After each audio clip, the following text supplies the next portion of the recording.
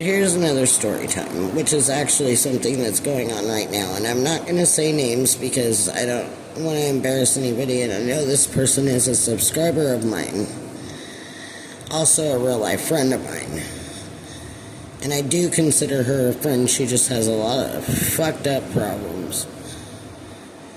So, I have this friend. I met her in a women's shelter because me and my husband were having problems, which have now been resolved. We are just fine. Just in case anybody's wondering. But I met her there. I didn't even know at first that she had children, because I never saw them.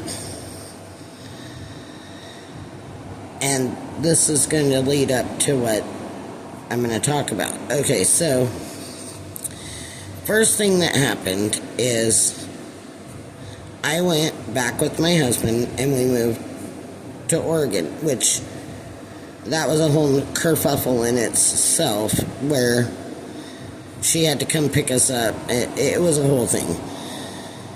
Driving from Oregon to Washington, it was just a whole kerfuffle. So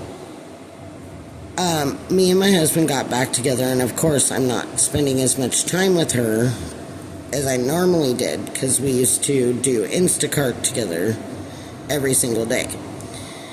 So what she decides to do is call me one day and says, I need you to sit down. And I was like, alright, what's going on? She says, I have cancer, brain cancer. And I said, oh shit, that's really bad. You know? And I was like, well, so what's going on with the boys and stuff? You know, because she has two boys. One is an amazing young man. The older one, he is, and I'm not going to say names, he is an amazing young man. He's trying to hold the whole family together, trying to do whatever he can. He watches his brother all day. I mean, he's a good kid. Now, his little brother, on the other hand, and I'm not saying this in a non-loving manner because I have annoying shits myself. He has ADHD, and he's one of those annoying ADHD. And don't worry, I have one of those. I had one that was a chill ADHD, and then I have one that was an annoying ADHD. So I don't care about that. But yeah, he was an annoying little shit, and it was a lot of work for him to watch his brother. Okay? And I'm just putting that out there. Well, she decides one day she's going to call me and tell me she has cancer. And I was like, okay, I'm totally supporting you. Totally, like, whatever you need, I'm here for you.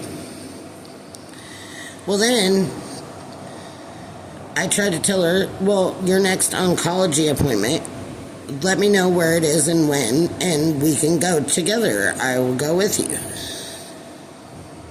You know, being a supportive friend, I'll be there for you. You don't have a husband. You know, I'm cool with going there. So she sends me to this random ass place. Sorry, I got a yarn knot. She sends me to this random ass place that isn't even an oncology. It's not even a doctor's freaking office. She's not there. And so I go back to where me and my husband were staying. And I text her and I say, hey, what the hell's going on? She says, oh, I'm going to come visit you.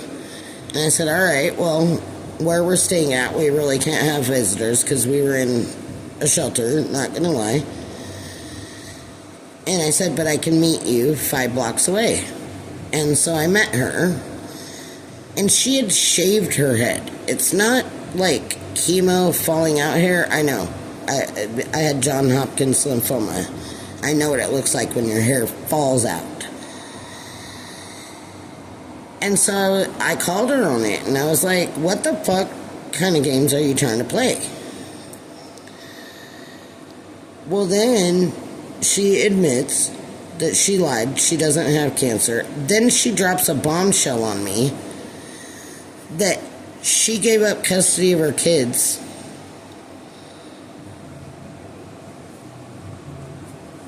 to some crazy church. And now, so I cut off ties with her for like a while, almost 6 months, because I couldn't deal with that. I was like, no, I don't want to be friends with somebody like that. You gave up your kids. You're lying to me about cancer when I've had cancer. Like, that's fucking rude. And you're doing all this crazy fucking, like, I don't know, single white female shit. Well, now she's giving me money through YouTube. So now she is stalking me, so I know she's listening to this video. But it's weird. It's just weird. So, I guess what I'm saying is, you know, everybody's got problems. Everybody's got shit going on. And for anybody who is trying to fake the funk, you know, it's better to come at people genuine. Because if she would just come at me and say, look, I have no fucking friends. Nobody wants to hang out with me. I would hang out with her. If she wasn't such stalker, single white female bullshit.